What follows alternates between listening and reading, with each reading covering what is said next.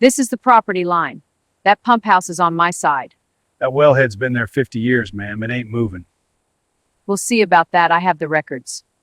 Virgil Combs never asked for much in his 72 years, never bothered nobody, never expected anything he hadn't earned with his own two hands. But when Linda Pruitt hired a gravel company to dump 14 tons of crushed limestone into the well his grandmother Bertie had drilled back in 1941, the same well that had been quietly feeding 47 homes in Stonebridge Meadows for the last 4 years without a single person knowing where their water really came from, she set off a chain of events that left the whole county talking, and every single homeowner in her subdivision staring at water bills higher than their car payments.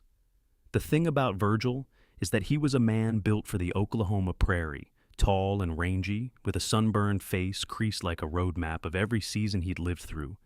He had pale blue eyes that didn't miss much, and hands that looked like they'd been made from leather. 72 years of fence work and well maintenance had worn grooves into his palms, scars across his knuckles, and a way of moving that suggested he'd never wasted a motion in his life. He'd worn the same style of clothes since 1974.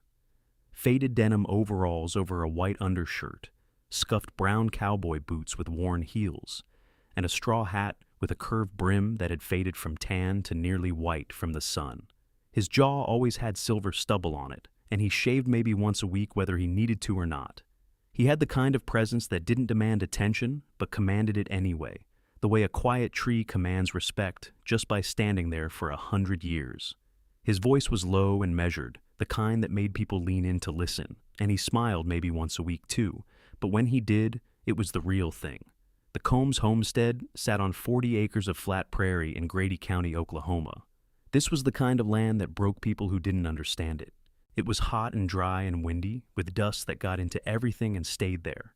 In summer, the temperature climbed past 100 degrees and stayed there, and in winter, the wind came down from Kansas and cut right through whatever you were wearing. The sky was enormous, stretching out like a dome that could crush you if you let it. You could see 15 miles in any direction, nothing but grass and sky, and the heat shimmering off the ground like something alive. Most folks moved away from land like this and never looked back. They sold their property for whatever they could get and drove east toward the cities where things made more sense, and the land didn't fight you so hard. Bertie Combs had done the opposite. In 1938, right in the middle of the Dust Bowl, when everybody else was running east as fast as they could, Bertie had looked at this 40 acres and seen something worth keeping. While other people were abandoning their land, watching their topsoil blow away in clouds that turned the sky black at noon, Bertie was buying. She was a widow with 2 sons and not much money, but she had a sense about the earth that most people don't have. The homestead itself was a 1-story ranch house with a tin roof that sang when the rain came. The kind of house that had probably never been fancy, but had always been exactly what it needed to be. There were a couple of cattle pens, a machine shed, some outbuildings scattered around, and the thing that made it all possible, the well. It sat about 200 yards from the house, a stone wellhead made from hand-cut limestone, 3 feet high, with a steel cap and pipes running to a pump house beside it. The wellhead had been built in 1941. The date was carved into the stone with initials next to it. B. C. Bertie Combs. Her name was there forever, spelled out in limestone. A drilling company out of Ada had sunk a pipe 280 feet down through layers of earth that hadn't been disturbed since before the dinosaurs and hit the Rush Springs aquifer. This wasn't some shallow well that depended on rainfall and luck. This was deep water, ancient water, clean and cold and reliable. It was one of the cleanest, coldest, most reliable water sources in the whole county. You could taste the age of it, the purity of it. It didn't have the mineral tang of surface water. It was just water, pure and simple. That well had saved the land. In a way, that well was the land. Without it, the 40 acres was just dirt. With it, it was home. Virgil's day started before the sun did. He was up at 4:30 in the morning, moving around the house in the dark like a man who'd memorized every corner. His movements were quiet, practiced. He didn't turn on lights. He didn't make noise. He just moved, the way you move in a place that's been yours for 50 years. Willa, his wife of 47 years, would hear him but wouldn't get up. That was their arrangement. She was 69, sturdy and practical, with iron gray hair cut short and a no-nonsense way about her. The kind of woman who'd never complained about anything in her life because complaining wouldn't change anything, so why waste the breath? She'd been born on a ranch, raised on hard work, and married Virgil when she was 22 because she recognized something in him that most people missed: steadiness. She knew he would be the same man in 40 years as he was on their wedding day. She was right. While Virgil was out checking the cattle and walking the fence line, checking the condition of the grass and the fences and the water troughs, Willa was in the house handling the books, filing the paperwork, tracking every dollar that came in and went out. She kept a ledger, the kind with lined pages and careful handwriting, recording the water agreement payments in a column on the left. $400 month after month, regular as a heartbeat. She knew more about their finances than Virgil did. She knew about the water agreement, every term of it, every penny it put into their account. The pump itself was the heartbeat of the whole operation. Virgil would walk out there in the dark with his flashlight, press his hand on the pump housing like he was taking a pulse, and listen. He'd stand there for maybe 5 minutes, not saying anything, just listening. The sound it made was something he'd known his whole life, a steady, rhythmic thumping, the kind of sound that should be boring, but wasn't, because every beat of that pump meant something was working the way it was supposed to. It was the sound of his grandmother's investment paying dividends.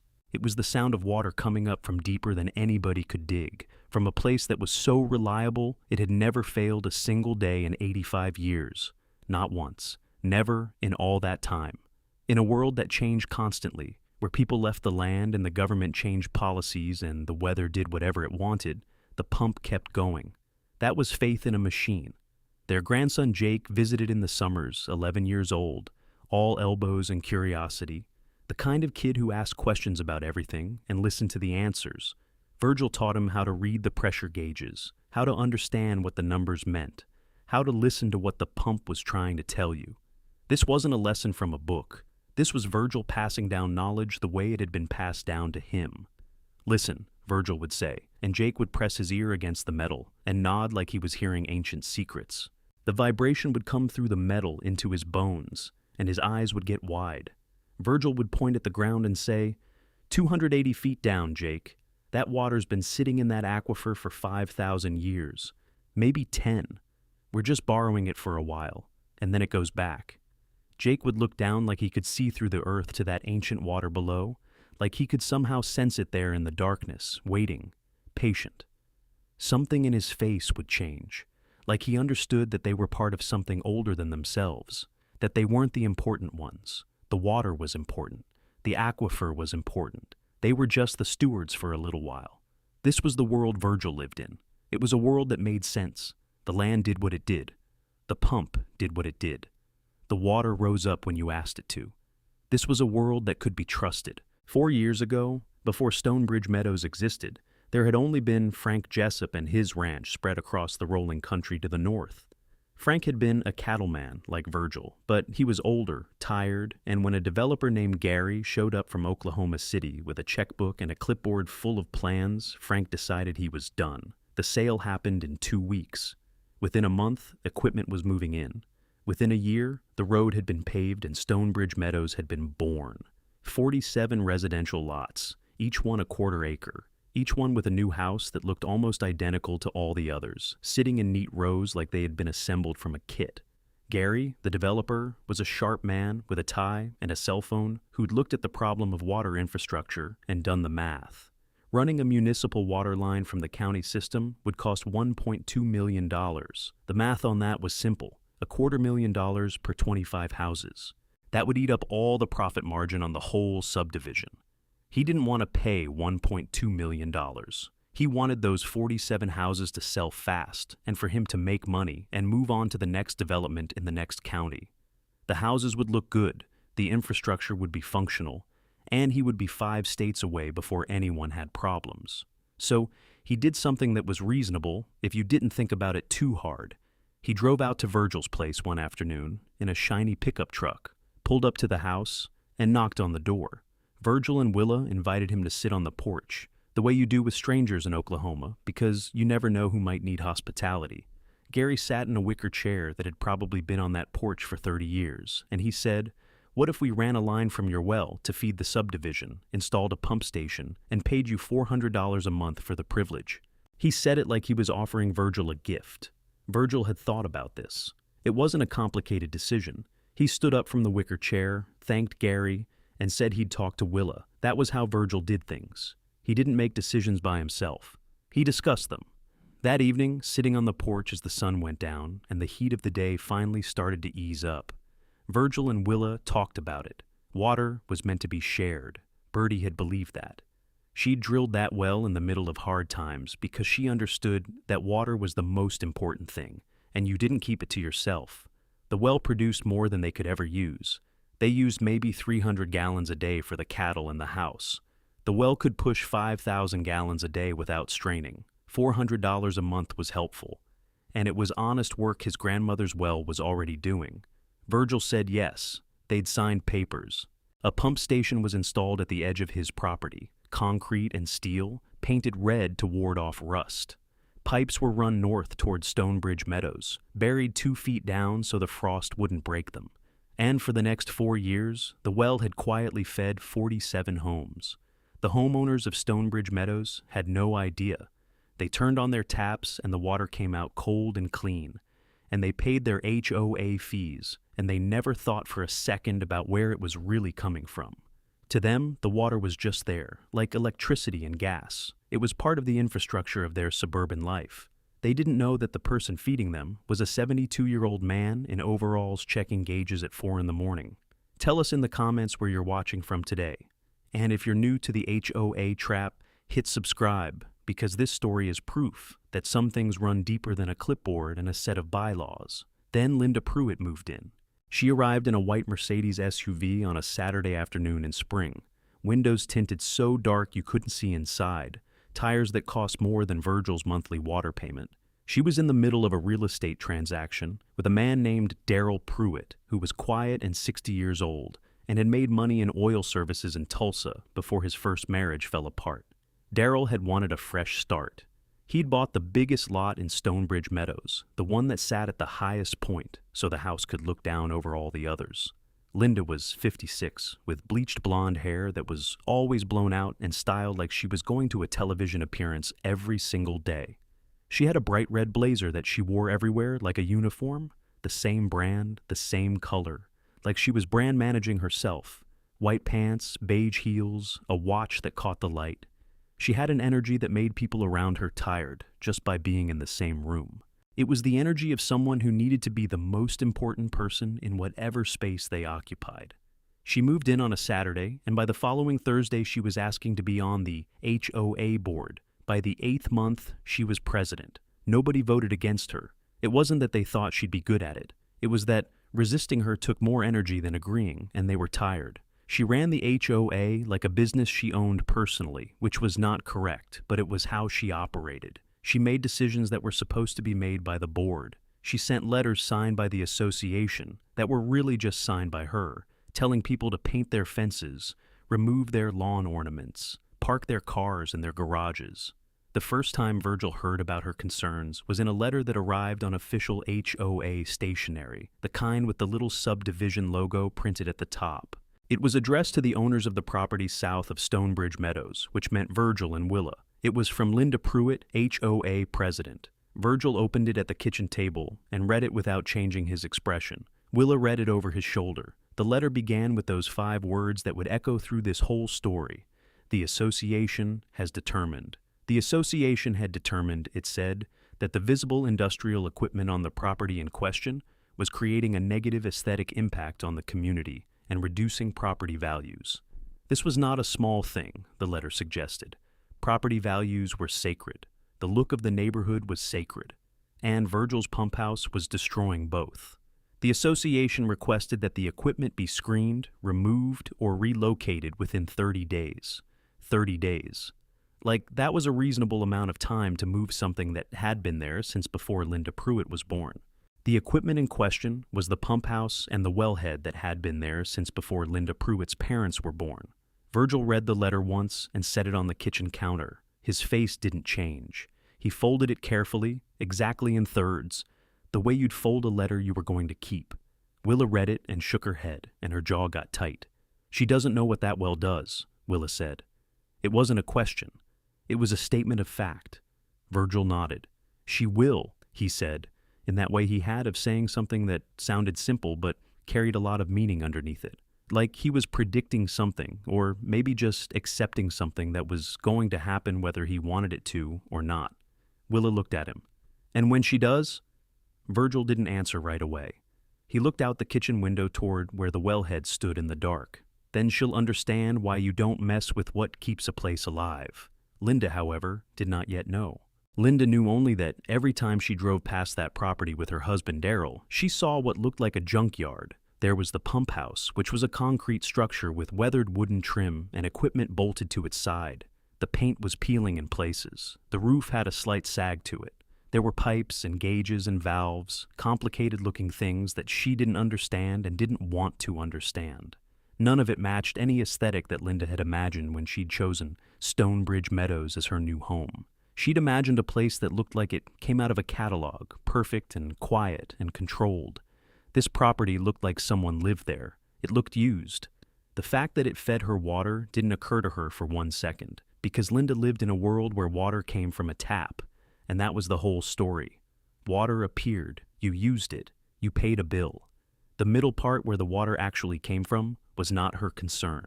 The middle part was invisible, and Linda preferred it that way. When Virgil didn't respond to the letter, Linda escalated. There were more letters, 3 of them, each one more official sounding than the last. There were notices of violations, printed on the same letterhead, with checkboxes Linda had filled in by hand. There was a threat of legal action, that exact phrase, underlined for emphasis.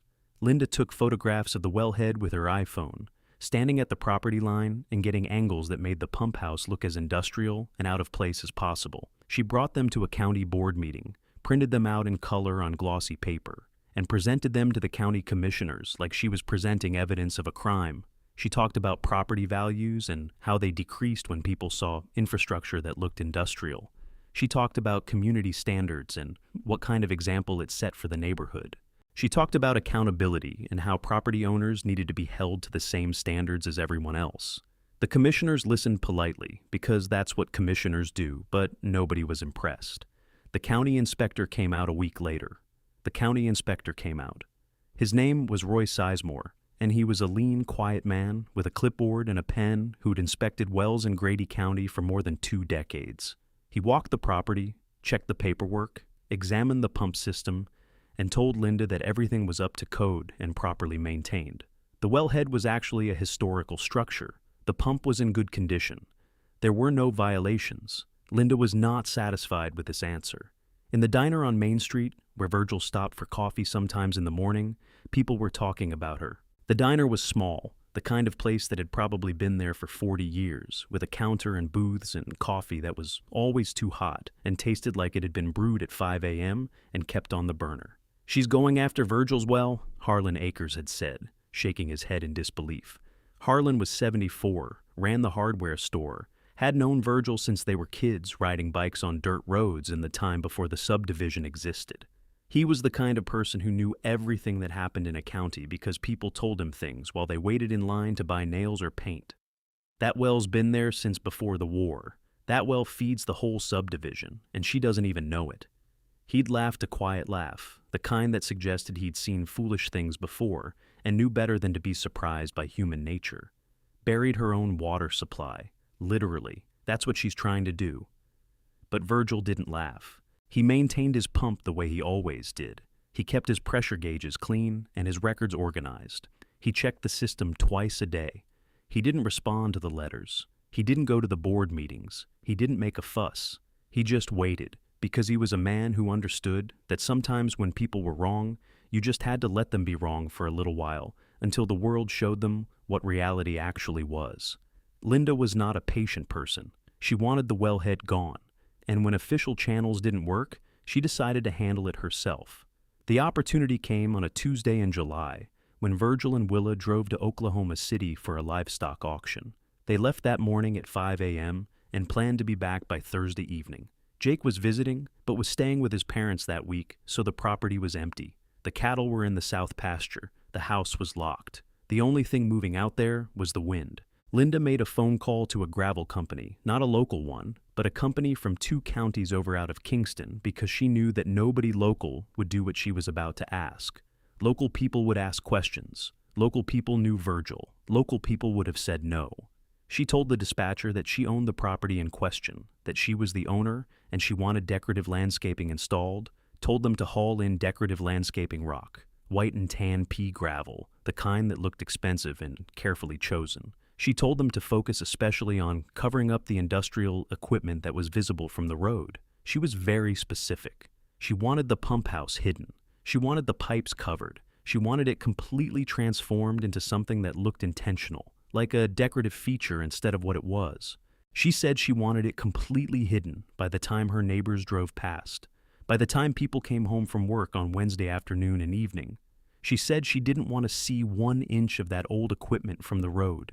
If anyone at that gravel company had thought about it, they might have called the county office. They didn't. 2 trucks showed up on Wednesday afternoon with loaders. They dumped 14 tons of gravel in piles around the wellhead, buried the stone structure under white and tan rock, tore out the visible pipe connections, and covered everything with what Linda had called decorative landscaping. By the time they were done, you couldn't see the wellhead anymore. You couldn't see the pump access. You couldn't see anything but a mound of rock that looked like some kind of modern art installation nobody had asked for. If this story has you fired up, share it and subscribe to the HOA Trap. Because what happens next to Stonebridge Meadows is why you never mess with a man's water supply. Virgil and Willa came back to the property on Thursday afternoon. The drive back had been long, 8 hours with a stop for lunch in Paul's Valley. Virgil was driving, and he saw it before they got to the house. At first he thought maybe he was mistaken. Maybe his eyes were tired from driving. But as they got closer, it was clear. The white mound of gravel where his grandmother's well used to be. The hand-cut limestone from 1941, buried under 14 tons of rock. The pump house completely hidden. The pipes torn out and gone. He pulled the truck to the side of the road and just sat there. He didn't turn off the engine. He just sat there, staring. His hands were on the steering wheel, and they were shaking. This was not something Virgil did. Virgil didn't shake. Virgil had stood through droughts and dropped calves in years when the money didn't come in like it should. Virgil was steady. Virgil was the person you could depend on. But right now, looking at what had been done to his land, his hands were shaking, and his jaw was tight. Willa reached over and squeezed his arm. She didn't say anything. There wasn't anything to say. Willa put her hand on his arm. "We'll fix this," she said. Virgil didn't answer. He just sat there, looking at the gravel, listening to the sound of the engine ticking as it cooled, knowing that under all that rock, the pump had stopped running, and 47 homes in Stonebridge Meadows had no idea that their water was about to become very, very expensive. He got out of the truck and walked over to the gravel pile. He stood there for what felt like a long time. The sun was getting lower, starting its descent toward the horizon. The dust from the gravel pile hung in the air, making everything look hazy and unreal. Then he started moving the rocks with his hands. He moved them deliberately, one at a time, shifting them out of the way. His fingers bled. His palms got raw. The skin scraped off where the sharp gravel cut him.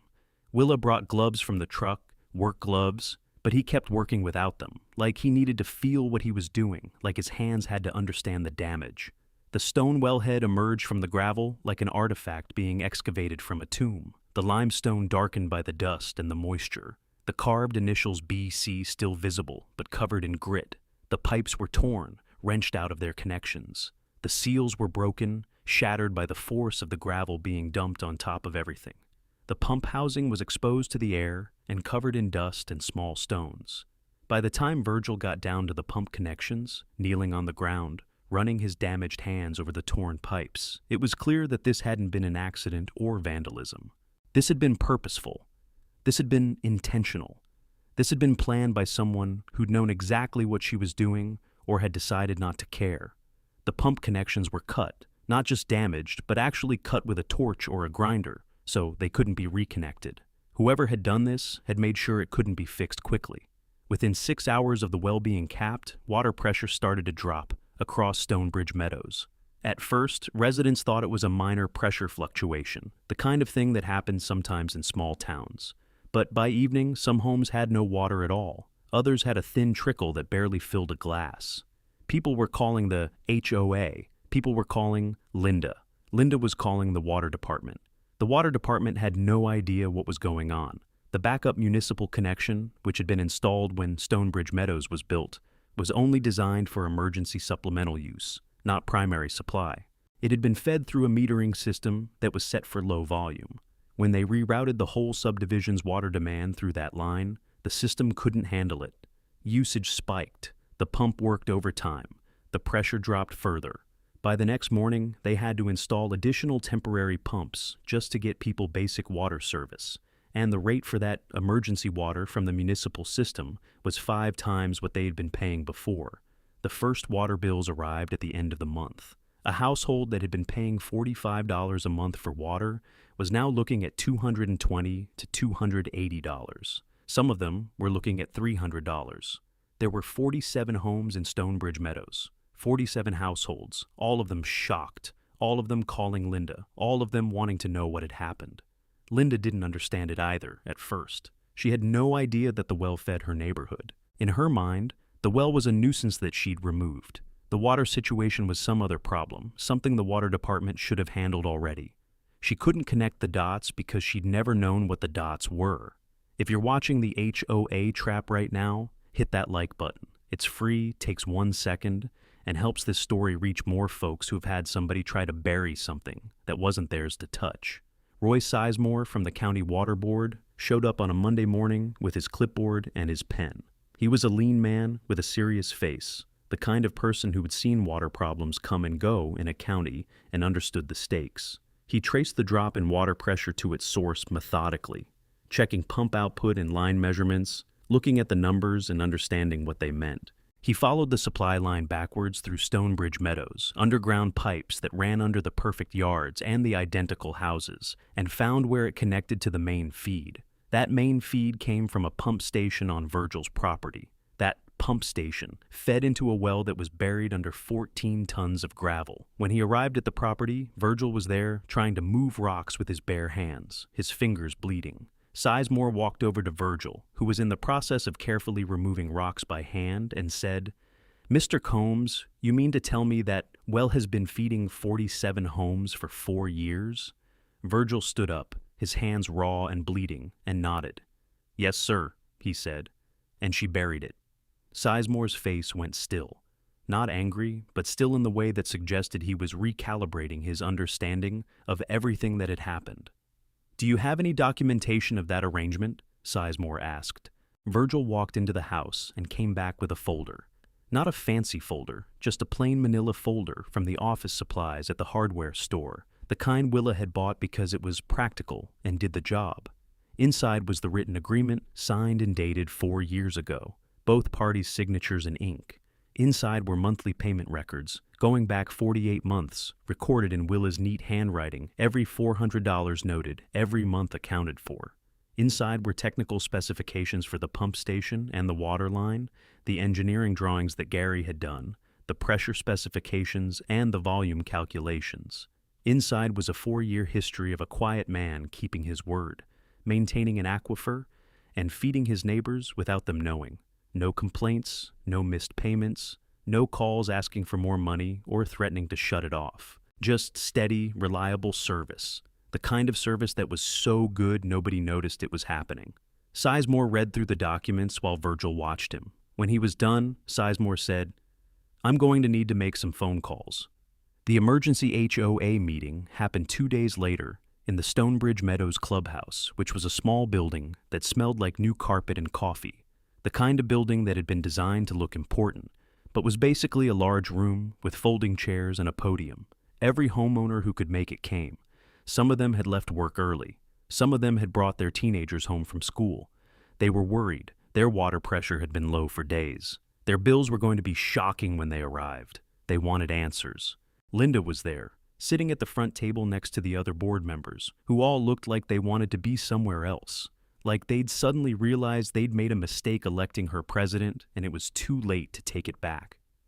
Roy Sizemore came with copies of Virgil's water agreement and documentation, neatly organized, labeled, ready to explain. Virgil didn't come. He sent Willa instead. Willa sat in the back of the room with a folder in her lap, quiet and composed, watching. Sizemore stood up and explained what had happened.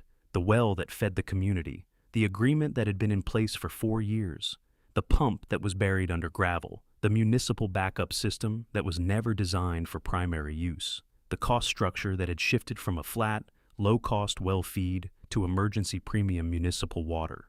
The room went silent first, and then it exploded. 47 people all talking at once, asking questions, demanding answers, understanding for the first time that Linda Pruitt had done something that affected them directly. One man stood up and said, "You buried our water supply?" Another woman said, "Do you understand what you've done?" An elderly couple in the back started calculating on their fingers, trying to understand what the difference in their bills meant over the course of a year. Linda's face turned red, started at her neck, and climbed up to her face like a thermometer. She wasn't just embarrassed. She was understood for the first time. 47 people in that room knew, absolutely knew, that she had done something catastrophically stupid, and they would never forget it. Her red blazer, which had always looked like power, suddenly looked like a target. Her husband, Daryl, looked down at his shoes like he'd never seen them before and didn't particularly want to see them now. He looked like he wanted to disappear into the floor, or possibly leave the state and never come back. He looked like a man realizing that marrying Linda might have been the worst decision he'd ever made, and he'd made some bad decisions. Willa raised her hand. The room quieted. She stood up and held up the folder. "These are the details," she said. "If anyone wants to understand what was lost here, these papers will explain it. My husband has maintained that pump for 4 years. It's never failed. It's never missed a day. I suggest you all take a copy of this agreement and understand what's now costing you 5 times as much." Then she walked out. She didn't wait for anyone to thank her. She didn't wait for Linda to apologize. She walked out and drove home to Virgil, who was working on getting the gravel off the wellhead. If the HOA Trap has become part of your week, consider joining the channel membership. Just a couple bucks a month keeps these stories coming. The consequences for Linda came quickly, faster than she probably expected. The county district attorney reviewed the case and filed charges. Felony destruction of a water supply under Oklahoma statute, section 1021, subsection B, which made it a crime to willfully destroy or damage a water supply that served the public. Criminal trespassing, property damage. The charges were serious. Linda could have faced jail time. The insurance company for the gravel company said they weren't covering anything because Linda had misrepresented her ownership of the property, signed forms saying she owned it, which was a lie, which meant it was fraud, which meant Linda was responsible for the full cost of the dump truck and the loader and the gravel itself. Linda's lawyer, a woman from Oklahoma City, who probably should have advised her to plead guilty immediately, tried to argue that Linda had believed it was her property, that she'd made an honest mistake, that she didn't understand the consequences of her actions. The judge, a man named Richardson who'd been a judge for 22 years and had seen a lot of foolishness, listened patiently. Then he said, "Ignorance of what you're destroying doesn't excuse the destruction. You destroyed a water supply that served 47 homes. That's not a mistake. That's negligence at best." Linda pled no contest. Probation, restitution, and community service, and the knowledge that she would never be forgiven by anyone in that subdivision. The restitution bill was $87,000. It cost that much to excavate the well, restore the pump system, repair the pipes, and get everything back to working order. The limestone wellhead had been damaged in several places, so they brought in a specialist to restore it. The seal on the pump needed replacement. The pipes needed to be rethreaded and reconnected. It took 3 months from July to October to fix what took 3 hours to destroy. During those 3 months, every household in Stonebridge Meadows paid the premium rates. The water bills came in, and people opened the envelopes and had to sit down. A family that had been paying $45 was now paying $270. A retired couple on a fixed income was looking at a $300 bill. The anger that had been directed at Linda shifted into a kind of panic. People called each other. They posted in neighborhood Facebook groups. They talked about suing. They talked about leaving. Those 47 families found out what it meant to take water for granted, to have it cheap and abundant and never think about where it came from. They started saving water. They turned off the tap while brushing their teeth. They took shorter showers. They stopped watering their lawns. They started talking about Virgil, wondering if he was okay, understanding for the first time that he'd been helping them. They started understanding what Virgil had been doing for them without asking for acknowledgement, without expecting thanks, just doing it because it was right. A retired teacher named Margaret Hendricks started a GoFundMe for the elderly residents who couldn't afford the bills. She set up the page on her laptop, explained the situation, and asked for help. It was designed to raise maybe $1,000, just enough to help the people who were suffering the most. It raised $12,000 in a week. People from all over the county donated. Most of them had never lived in Stonebridge Meadows. They didn't know Linda Pruitt or the HOA or any of the houses in the subdivision. They donated because the story spread through Grady County like a seed on the wind, shared on social media and talked about in diners and at church, and everybody understood what had been taken and what it meant to replace it. It meant somebody had to dig up the earth. It meant somebody had to fix what had been broken. It meant money and time and effort, and they wanted to help. On the first day of October, Roy Sizemore called Virgil and said the system was ready. The pump was restored to working condition. Every seal replaced, every bearing checked. The well was cleared of gravel, excavated carefully. The wellhead inspected for damage and documented. The water was tested and came back clean, pure, exactly what it was supposed to be. Everything was good to go. Virgil hung up the phone and thanked Roy. Then he hung up and stood there for a moment. Willa was in the kitchen. She came out and looked at him, and he nodded. She put her hand on his shoulder. That evening, around sunset, Virgil walked out to the wellhead. He didn't wait until morning. He'd waited long enough. Willa came with him, and they stood together at the stone cap. Virgil reached down and turned the valve. The pump fired up. It came to life like it was waking from a long sleep, and the familiar sound came back. That sound he'd known his whole life, that heartbeat of the property. The rhythm of water being pulled up from deep underground, rising from 280 feet down, from that ancient aquifer that had been pumping for 85 years without failing once. Not a single day, through droughts and storms and everything in between. Jake had come back to visit. He was there for fall break, staying with Virgil and Willa for a week. He was there when Virgil got the call from Roy Sizemore, and he was there that evening when Virgil and Willa walked out to the wellhead. The boy was 12 now, taller than he'd been in the summer, growing the way kids do.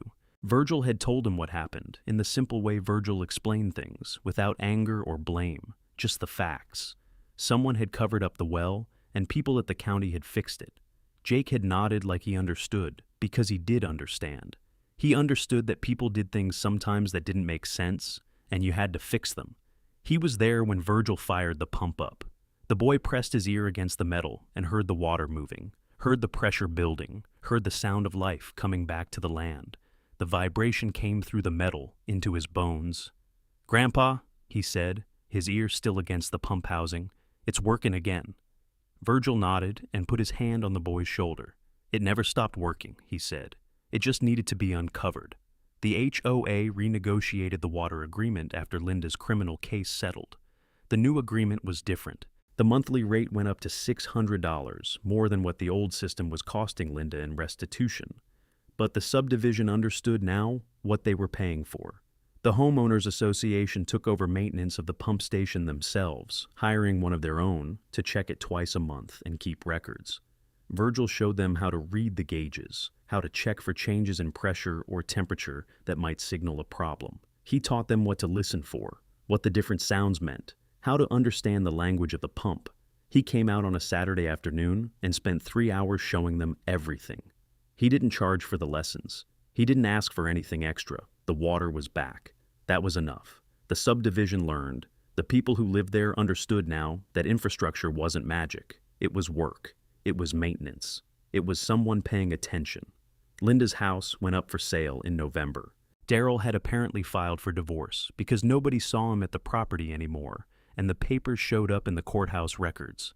Linda packed her cars with her things and left one morning without saying goodbye to anyone. She didn't have an estate sale. She didn't have a farewell party. She just left. The real estate agent who sold the house, a woman named Shirley from Anadarko, said she'd had to list the house at a 20% discount just to move it fast. Even at that price, it sat on the market for 4 months before anybody made an offer. The people in the subdivision drove past it every day and didn't feel bad that it was empty.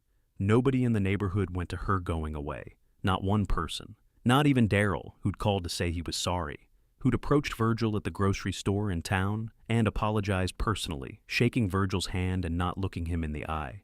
The neighbors just watched her leave and felt relieved. Over the following weeks, Virgil and Jake worked together to rebuild the stone cap on the wellhead. It was slow work. They couldn't rush it. The limestone had to be fitted carefully, and the mortar had to be mixed to the right consistency. Virgil showed Jake how to do it, how to butter the stone with mortar and press it into place, how to tap it gently until it settled right. It was the kind of work that required patience and attention, the kind of work Virgil understood. They used some of the original limestone from 1941, pieces that had been damaged in the burial under gravel, and were being restored by a specialist in Oklahoma City, a man who understood old wells and cared about preserving them. The specialist had cut new pieces where the damage was too severe, but he'd used limestone from the same era, from the same source, so the wellhead would look like it always had. As they were fitting a piece back into place, Jake asked, "Grandpa, why didn't you get mad at her?" It was the question every person in the county was probably asking. Virgil didn't answer immediately. He finished setting the stone in the mortar, tapped it level, stepped back, and looked at what they'd built. "Getting mad doesn't fix what's broken," he said finally. "Anger is the easy way. You get mad and you yell and maybe you sue somebody and you feel good for a few minutes. But the well is still buried. The pump is still broken. 47 homes still don't have water. Getting mad doesn't change any of that."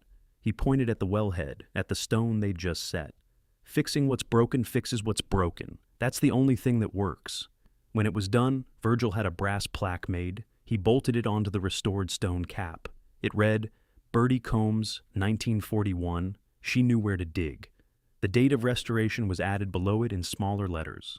The well kept pumping. The homeowners stopped taking water for granted. The county passed a new ordinance about wells and water supplies, making it very clear what was protected and what wasn't. Roy Sizemore kept those original documents from the water agreement in his office. He used them when he trained new inspectors, showing them what a good contract looked like. Some folks spend their whole lives trying to bury what they don't understand, and some wells just run too deep to stop. Thank you for watching this story. If it reminded you that the things that keep us going are often the things we take for granted, please share it. Subscribe to the HOA Trap for more stories about people who learned the hard way that you don't mess with what's underneath a quiet man's land. Tell us in the comments, what would you have done if somebody buried your family's well?